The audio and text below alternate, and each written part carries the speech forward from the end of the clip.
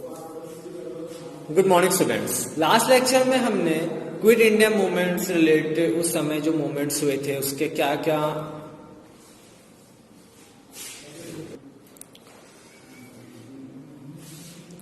अभी last lecture में हमने क्विट इंडिया मूवमेंट से रिलेटेड कैसे इंडियंस का अप्रोच था, कैसे ब्रिटिशर्स ने इस रिवोल्ट को सप्रेस करने की कोशिश करी एंड हाउ गांधी जी ने यहाँ पर एक बोल्ड डिसीजन लिया कि ये जो इतनी जो वायलेंस हो रही है वो not because of the quit India movement जो हमने लॉन्च किया वो कि ब्रिटिशर्स ने जिस तरीके से इस मूवमेंट को दबाने की कोशिश करी, इसको सप्रेस करने की कोशिश करी, उस वजह से ये जो मूवमेंट है, जो इतना मास मूवमेंट जो धीरे धीरे कहीं किन्हीं प्लेसेस पे वायलेंट हो गया, वो ब्रिटिशर्स का जो तरीका था उसको हैंडल करने का इस वायलेंट को से रिलेटेड इस वजह से है। और कहीं ना कहीं ये इंडियंस की मांग थी कि हमें अब इंडिपेंडेंस चाहिए। और कहीं ना कहीं क्विट इंडिया मूवमेंट के बाद ब्रिटिशर्स कहीं ना कहीं समझ चुके थे कि now India wants the full freedom, और कहीं ना कहीं अब हम यहाँ पर इंडिया पर ज्यादा दिन रूल नहीं कर पाएंगे, क्योंकि इंटरनेशनल कम्युनिटी भी अब ब्रिटिशर्स के अगेंस्ट हो चुका था, कैसे वो इंडियंस के ऊपर जो राज करते इस वजह से। एंड कहीं ना कहीं जो वर्ल्ड वॉर सेकेंड हुआ था वहां पे जो ब्रिटिशर्स ने भाग लिया था, उस वजह से भी एक और रीजन माना जाता है कि ब्रिटिशर्स फिर इंडियन टेरिटरी पे ध्यान नहीं दे पा रहे थे। एंड एज ए रिजल्ट उनको ये फैसला लेना पड़ा कि कब हम जो है जो ट्रांसफर है पावर्स, जो पावर जो हमारे पास है उसको हम कैसे इंडियंस को ट्रांसफर करेंगे। जिसका मतलब था कि क्विट इंडिया मूवमेंट एक तरीके से आप बोल सकते एक सफल मूवमेंट था, जहां पर इंडियंस ने कहीं ना कहीं ये बात वो कर दी थी ब्रिटिशर्स के सामने कि अब हमें फुल इंडिपेंडेंस चाहिए। कहीं ना कहीं ब्रिटिशर्स के माइंड में भी आ गया था कि now we have to give them the total independence, और हमें अब प्रोसीजर पे स्टार्ट करना पड़ेगा कैसे इन पावर्स को ट्रांसफर किया जाए इंडियंस को। ओके, अब जो नेक्स्ट टॉपिक हम पढ़ेंगे रिवोल्यूशनरी नेशनलिज्म। और रिवोल्यूशनरी नेशनलिज्म का मतलब ऐसा था कि ऐसे रिवोल्यूशनरीज जिनका ये मानना था कि जो फ्रीडम है वो नॉन वायलेंस तरीके से अचीव नहीं कर सकते, we have to be violent in some extent to get the full freedom that we want. Okay, due to the reactionary policy of the British rule, revolutionary nationalism started in India from the last decade of the 19th century. After the partition of Bengal, revolutionary feelings developed amongst Indians. The revolutionaries believed that political rights cannot be achieved through non-violent and constitutional means. The revolutionary were of the view that independence and self-rule can be got by the violence and the threats of the British rule. जैसे मैंने कहा, revolutionaries का ये मतलब था कि non violence और constitution यानी कानून के दायरे में रहकर हम इंडिपेंडेंस को अचीव नहीं कर पाएंगे। अगर हमें टोटल इंडिपेंडेंस और सेल्फ रूल जो अगर हम चाहते हैं इंडिया के लिए, उसके लिए हमें वायलेंट तरीके से और कहीं ना कहीं ब्रिटिशर्स को धमकाना होगा, जब जाके वो हमें इंडिपेंडेंस दे पाएंगे या हम गेन कर पाएंगे। The revolutionaries were on the view that independence and self-rule can be got by the violence and the threats of the British rule. They wanted to free the motherland from the shackles of the foreign rule as early as possible. To achieve these objectives, the revolutionaries formed a secret organization of revolutionaries, imparted them military trainings, collected arms and ammunition, and propagated revolutionary ideologies through newspaper and other means. अब इस revolutionaries ने इसको achieve करने के लिए क्या करा, इन्होंने सीक्रेटली एक ऑर्गेनाइजेशन बनाया, उनको मिलिट्री ट्रेनिंग्स दी, हथियार है, बारूद है, इनका इंतजाम किए। उसके साथ साथ ये जो अपने न्यूज़पेपर्स में अपने रिवॉल्यूशनरी आइडियोलॉजी थी इनको पब्लिश किया और पैम्पलेट्स बांटे, जिससे कि लोगों में इन रिवॉल्यूशनरीज को ज्वाइन करे और ताकि ब्रिटिशर्स को भी ये थ्रेट लगे that this revolutionaries can harm the British government. To achieve their objective, the revolutionaries set up committees for follow-up in Bengal. These committees oriented the youth about Indian history, culture and arose feeling from freedom among them. अब इन revolutionaries ने क्या करा, इन्होंने various जगह पर committee setup करना start कर दी, Bengal's में, other parts of the India में। वहां पर यूथ को, जो यंग जनरेशन हो, उनको उन कमिटीज में बुलाया, उनको कहीं ना कहीं अपने इंडिया की हिस्ट्री, कल्चर के बारे में बताया और कहीं ना कहीं जो देशभक्ति की फीलिंग है उसको उनके अंदर अरोज किया। And this communities used to prepare the youth for sacrifice and prepare for them for freeing the country from foreign rule. For this, revolutionaries adopted the path of violence and started collecting arms and ammunition. अब इसके लिए youth को इस बात का भी देना कि हमें देशभक्ति के लिए, हमें देश के लिए कुछ भी करना है, दैट कि वो अपनी लाइफ तक सेक्रीफाइस करने के लिए तैयार हो जाए for the sake of the freedom of our country from the foreign rule. इसके साथ साथ जो रिवॉल्यूशनरी जो पाथ था वो नॉन वायलेंट पाथ था, एंड उन्होंने इसके लिए फंड्स इकट्ठा करना स्टार्ट कर दिए, हथियार खरीदना स्टार्ट कर दिए। The partition of Bengal and the oppressive activities of the British rule and ignoring the people views created a situation that the people restarted the violence. अब इसमें सबसे जो मेजर जो ब्रेक थ्रू मिला था वो पार्टीशन ऑफ बंगाल की वजह से ही इन रिवॉल्यूशनरीज ऑर्गेनाइजेशन का सेटअप होना स्टार्ट हुआ था। तो कहीं ना कहीं पार्टीशन ऑफ बंगाल एक तरीके से इंपॉर्टेंट इवेंट बना for setting up the secret organisation formed by the revolutionaries. अब जो नेक्स्ट टॉपिक हम पढ़ेंगे, इनमें हम कुछ इंपॉर्टेंट रिवॉल्यूशनरीज के बारे में पढ़ेंगे और कुछ इंसिडेंट्स जिन्होंने इम्पैक्ट डाला था during the British government. Okay, during those days the active revolutionaries in Maharashtra were Shyamji Krishna Verma, Vasudev Balwant Phadke, Shafekar brothers and Sarwarkar brothers. Revolutionary feelings gathered momentum in Punjab in 1907. Here, Shri Paramanand and Lala Hardayal and other leaders led the revolutionaries.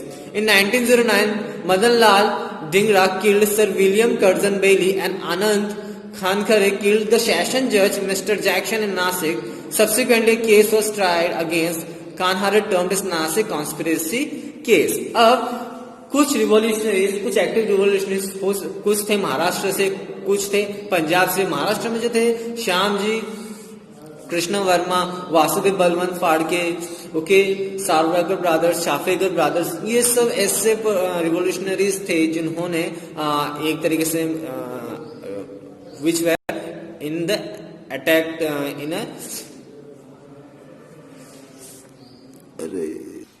जिनकी शैली थी वो ऐसी थी कि ये attacking mode पे थे, means they want to attack और to threat the British government. इसी में कुछ रिवॉल्यूशनरीज पंजाब में भी थे, जिनमें 1907 की बात करें, इसमें श्री परमानंद, लाला हरदयाल, ऐसे रिवॉल्यूशनरीज थे जिन्होंने वहां पर सीक्रेट ऑर्गेनाइजेशन फॉर्म किए। इसी दौरान 1909 में मदन लाल डिंगरा ने, जो एक रिवॉल्यूशनरीज थे, उन्होंने सर विलियम कर्जन बेली और आनंद कनखेरे ने जज मिस्टर जैक्सन नासिक में उनकी हत्या कर दी थी, जिस वजह से इस केस को as a Nasik conspiracy case के नाम से भी जाना जाता है। All the revolutionaries activities started in Maharashtra but they flourished in Bengal. Partition of Bengal provoked the revolutionaries to organise themselves and launch struggle against the Britishers.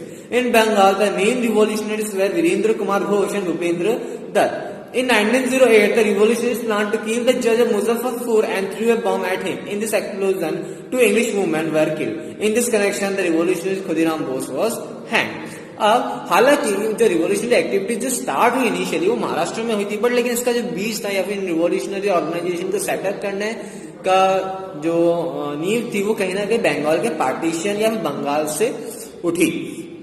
Okay, Bengal में मेन जो रिवॉल्यूशनरीज थे वो विक्रम कुमार घोष और भूपेंद्र दत्त थे, और 1908 में उन्होंने प्लान किया था कि जो वहां के मुजफ्फरपुर के जो जज हैं उनको मारने का, और उन्होंने उन पर बॉम्ब भी फेंके थे। In that explosion 2 English women भी मारी गई थी। In that connection Khudiram Bose ji को फांसी की सजा भी हुई थी।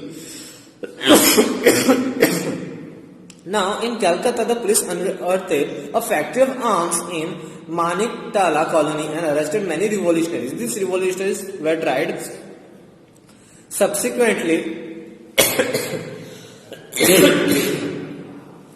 it is very well known in the history of freedom movement at Alipur bomb case. In this case, Virendra Ghosh was deported to Andamans in Havro conspiracy, Dhaka conspiracy in 1910. Many revolutionaries were arrested. The revolutionary leaders of Bengal, Bipin Chandra Pal, motivated youths of Madras to participate in the national struggle. अब इसी दौरान कलकत्ता में police ने एक factory को seize किया था जहां पर बहुत सारे हथियार मिले थे, जो कि मानिक ताला कॉलोनी थी, और वहां पे बहुत सारे रिवॉल्यूशनरीज को उन्होंने अरेस्ट भी किया और उनके अगेंस्ट केस भी चला कोर्ट में। ओके, और इस फ्रीडम मूवमेंट को सभी in the history of the Indian freedom movement as the Alipur bomb case के नाम से जानते हैं। इस केस में विक्रम जो घोष थे उनको अंडमान एंड निकोबार की जेल में डाल दिया गया था, और ऐसी कोई conspiracy Howrah and Dhaka conspiracy जो कि 1910 में हुई थी, जहां पे बहुत सारे रिवॉल्यूशनरीज को भी अरेस्ट किया गया था in the Bengal region. Okay, यहाँ पर जो मेन जो रिवॉल्यूशनरी लीडर थे बिपिन चंद्र पाल थे, जिन्होंने काफी सारे यूथ्स को मोटिवेट किया मद्रास के, ताकि वो इन नेशनल स्ट्रगल में हिस्सा ले सके। In Uttar Pradesh and Delhi, Raj Bihari Bose and Sachindra Sayak organized the revolutionaries. In 1912, a bomb was hurled at the viceroy in Delhi, but he narrowly escaped. अब उत्तर प्रदेश और दिल्ली में राज बिहारी बोस, सचिन चंद्र सान्याल, इन्होंने रिवॉल्यूशनरीज ऑर्गेनाइजेशन बनाया और 1912 में उन्होंने एक बॉम्ब फेंका ताकि वो जो वाइसरॉय हैं दिल्ली के उनको हानि पहुंचा सके, उनको मार सके, बट वो किस्मत से वो बच गए। And the revolutionary who were arrested, उनका ट्रायल चला as a Delhi conspiracy case के नाम से। इस दौरान बहुत सारे रिवॉल्यूशनरीज को फांसी की सजा सुनाई गई। सब रिवॉल्यूशनरी जो थे उन्होंने प्लान किया था for an army coup, but the plan leak and the revolutionaries were caught and their arms were seized and 24 of them were hanged। और इसी दौरान एक प्लान बनाया गया था कि इनके जो आर्मी जहां पर ब्रिटिशर्स की रहती है वहां पर हमला किया जाए, बट लेकिन ये प्लान लीक हो चुका था and as a result 24 revolutionaries को अरेस्ट किया गया था और उनको फांसी की सजा दे दी गई थी। Between 1908 and 1918 about 200 revolutionaries either died or were put into jail. During that period in Uttar Pradesh and Delhi 1908 से लेके तो 1918 तक कम से कम 200 रिवॉल्यूशनरीज को या तो जेल में डाल दिया गया था या उनको मार दिया गया था। The revolutionary activities of Indian revolutionaries were restricted not only in India, but they were also conducted from other countries outside India, London, Paris, Canada, America, France, California, San Francisco, Berlin, Japan, etc. अब Indian revolutionary जो थे वो केवल India में ही नहीं, other countries से भी काम करते थे, चाहे वो लंदन हो, पेरिस हो, कनाडा हो, अमेरिका हो, फ्रांस हो, सैन फ्रांसिस्को, जापान हो, बर्लिन हो। Okay, The Indian Independence Committee was formed in Berlin in the last years of the 19th century. ऐसी इंडिया की इंडिपेंडेंस कमेटी सेटअप की गई थी बर्लिन, जो कि जर्मनी में है, वहां पे in the last year of 19th century, in the means the late years of 1890s में. Okay, the committee subsequently became the center of the Indian revolutionary activities. Main function of the committee was to maintain contact with revolutionaries of India and provide them arms and ammunition. अब इनका काम क्या होता है, जो Berlin में या other countries में जो इन्होंने रेवोल्यूशनरीज ऑर्गेनाइजेशन बना रखे थे, कमेटी बना रखी थी, इनका काम क्या था, इनको मैसेज प्रोवाइड करना, जो हमारे इंडियन रिवॉल्यूशनरीज इनको मैसेज प्रोवाइड करना, फंड्स प्रोवाइड करना, हथियार प्रोवाइड करना, इनका काम ये होता था, इन जो बाहर जो फॉरेन कम्युनिटी जो कमिटीज बनाई गई थी। After the Jallianwala Bagh incidents, a fresh wave of revolution came. At the same time, people were unhappy over suspension of non-cooperation movement. Communal riots broke at several places. Disappointed by the non-violent movement, the revolutionists started consolidating themselves. अब जैसे जलियांवाला बाग का जो हिस्सा हुआ, उसकी वजह से बहुत सारे पीपल बहुत ज्यादा गुस्से में थे और उसी दौरान नॉन कॉपरेशन मूवमेंट को भी पुल आउट कर लिया गया था, सस्पेंशन लगा दी गई थी, जिसकी वजह से बहुत सी जगह कम्युनल राइट्स जो है दंगे हुए और कहीं ना कहीं एक जो नॉन वायलेंट मूवमेंट से बहुत सारे इंडियन यूथ जो थे वो नाखुश थे कि नॉन वायलेंस से हमें मिला क्या, हमारे hundreds of people Jallianwala Bagh massacre में मारे गए, उन्होंने प्रोटेस्ट नॉन वायलेंटली करा था। ओके, उसके बावजूद भी बहुत सारे ऐसे पीपल्स मारे गए थे, जिसकी वजह से बहुत सारे पीपल जो थे काफी डिसअपॉइंटेड थे इस जो नॉन वायलेंस पॉलिसी से। The revolutionaries need money to carry out their activities. The revolutionaries therefore planned to loot a government treasuries on 9th of August 1925. They stopped a train at a place called Kakori near Lucknow and looted the government money. अब revolutionaries को पैसा चाहिए था, अब उनको उन्होंने पैसा चाहिए था, तो उसकी डिमांड को पूरी करने के लिए उन्होंने सोचा क्यों ना गवर्नमेंट का जो खजाना होता है उसी को लूटा जाए। उसी तरह 19 अगस्त 1952 को उन्होंने एक ट्रेन को लूटना चाहा जिसमें कि ब्रिटिशर्स का खजाना जा रहा था और वो जगह थी काकोरी, ओके, जो कि लखनऊ के बिल्कुल पास है। उसी दौरान उन्होंने उस ट्रेन को लूटा एंड लेटर गवर्नमेंट ने हालांकि 40 लोगों को अरेस्ट किया गया in the charge of looting the government treasury. उसमें राम प्रसाद बिस्मिल, राजेंद्र लाहौन और एंड रोशन सिंह एंड अशफाक उल्ला खान बहुत इंपॉर्टेंट रोल प्ले करता है, means they were the master in उन्होंने मास्टरमाइंड थे इस पूरे इंसिडेंट के, उन्होंने बहुत काफी इंपॉर्टेंट रोल प्ले किया था इस इंसिडेंट को अंजाम देने के लिए। They were subsequently hanged and Siachen Sanyal was punished and sentenced to Andaman Kalapani. और इसी दौरान उनको इन सभी को जिनका नाम या राम प्रसाद बिस्मिल हो या राजेंद्र लोहान हो, रोशन सिंह, असदुल्ला खान हो, इनको फांसी सजा सुना दी और इसमें में साचिन सान्याल को अंडमान यानी का अंडमान की जेलों में डाल दिया गया. Okay.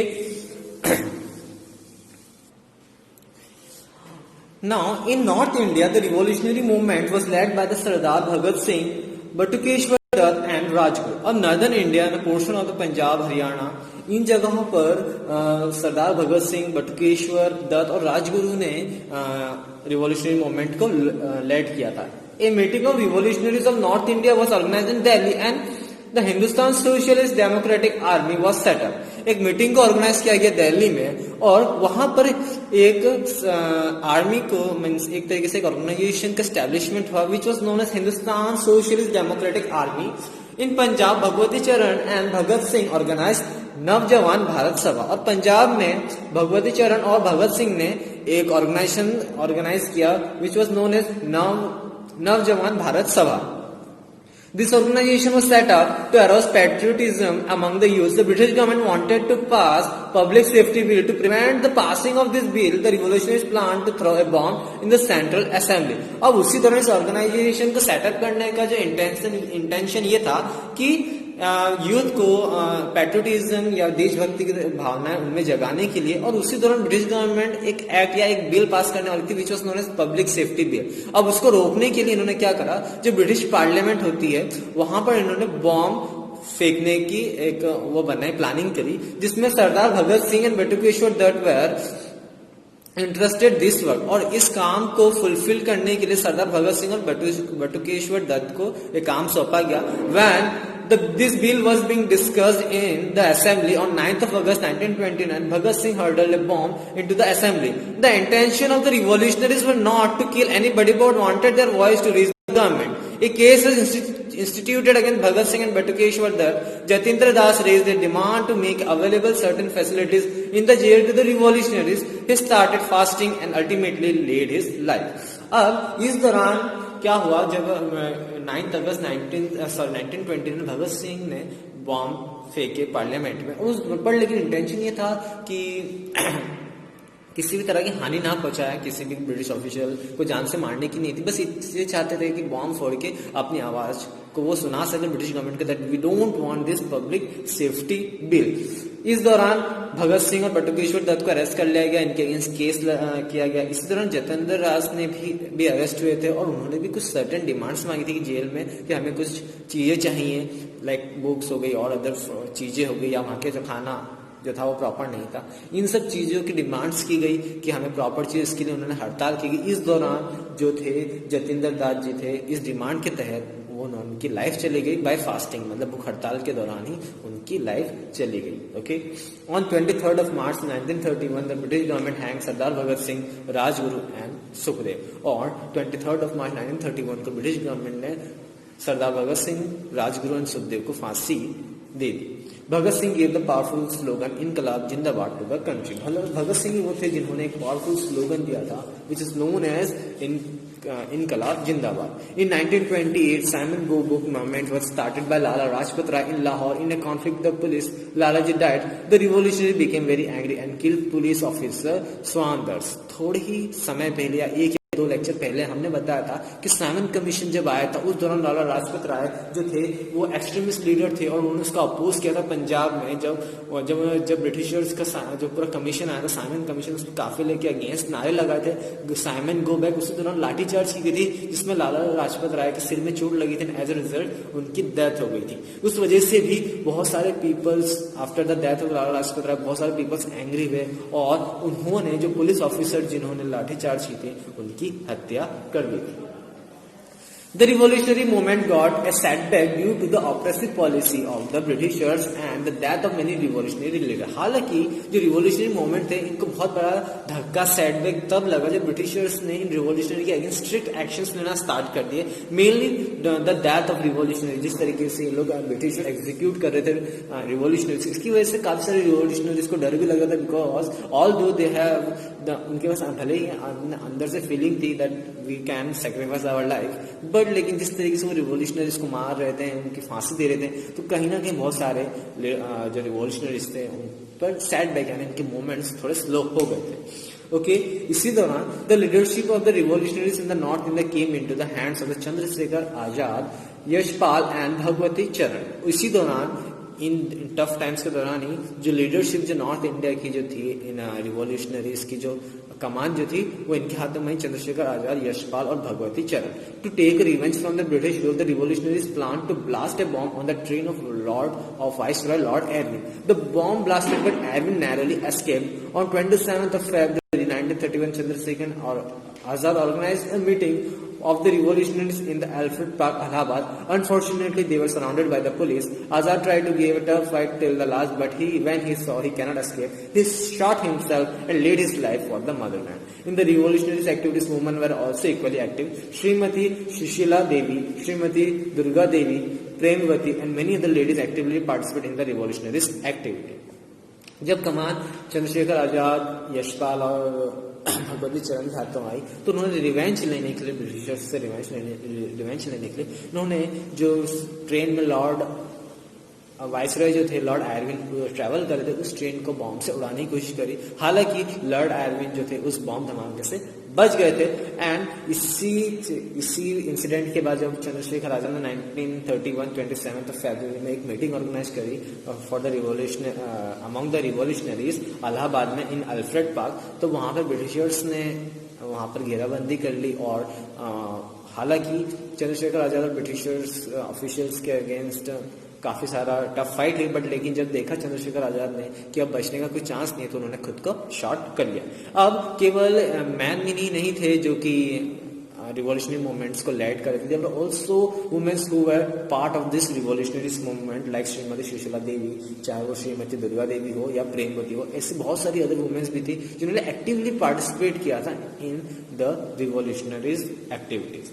On 13th March 1940, then the government of Punjab, Dyer, who was instrumental in the killing of Jallianwala firing incidents, was killed by a revolutionary named Udham Singh। और 13th of March 1940 जो general Dyer थे जिनके ऊपर blame था for the Jallianwala massacre, फिर उनकी हत्या उधम सिंह ने की थी।